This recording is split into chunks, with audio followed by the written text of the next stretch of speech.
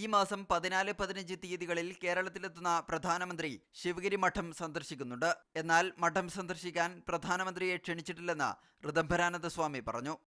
ഈ പ്രോഗ്രാമിന് നമ്മളിപ്പോൾ ഈ 15ാമത്തെ പരിപാടിക്ക് ശിവഗിരി മഠം ക്ഷണിച്ചിട്ടില്ല, ഔദ്യോഗികമായി ക്ഷണിച്ചിട്ടുമല്ല വരുന്നത്.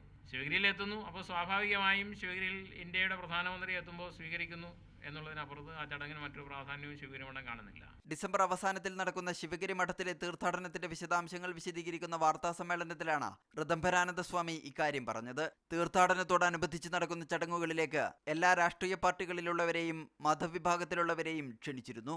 BJP ദേശീയ പ്രതിനിധികളെ പങ്കെടുപ്പിക്കാൻ സംസ്ഥാന നേതൃത്വം സഹകരിച്ചില്ലെന്നും സ്വാമി കുറ്റപ്പെടുത്തി. നിരവധി തവണ പല നേതാക്കൾക്കും കത്തയച്ചെങ്കിലും ഫലമുണ്ടായില്ല. ശിവഗിരിയെ സംബന്ധിച്ചിടത്തോളം പ്രത്യേകമായിട്ടൊരു രാഷ്ട്രീയ പാർട്ടിയെ ഫേവർ ചെയ്യുന്നൊരു സമീപനമില്ല. എല്ലാവരുമായും സഹകരിച്ചു പോകുന്നൊരു സമീപനമാണ്. ശിവഗിരിയോട് സഹകരിക്കുന്ന എല്ലാവരെയും സഹകരിപ്പിച്ചു കൊണ്ടുപോകുന്ന ഉൾക്കൊള്ളുന്ന ഒരു സമീപനമാണുള്ളത്. അതാണ് ശിവഗിരി മഠത്തിൻ്റെ ഔദ്യോഗികമായ നയം. ഒരു രാഷ്ട്രീയ പാർട്ടിയോടും പ്രത്യേക താല്പര്യമോ വിദ്വേഷമോ മഠത്തിനില്ല.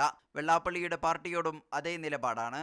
എന്നാൽ SNDPയുടെ തലപ്പത്തിരുന്ന് വെള്ളാപ്പള്ളി രാഷ്ട്രീയ പാർട്ടി രൂപീകരിച്ചത് ശരിയായില്ല. വെള്ളാപ്പള്ളിയുടെ പാർട്ടി SNDPയുടെ രാഷ്ട്രീയ പാർട്ടിയല്ലെന്നും സ്വാമി വിമർശിച്ചു. മീഡിയ 1 തിരുവനന്തപുരം.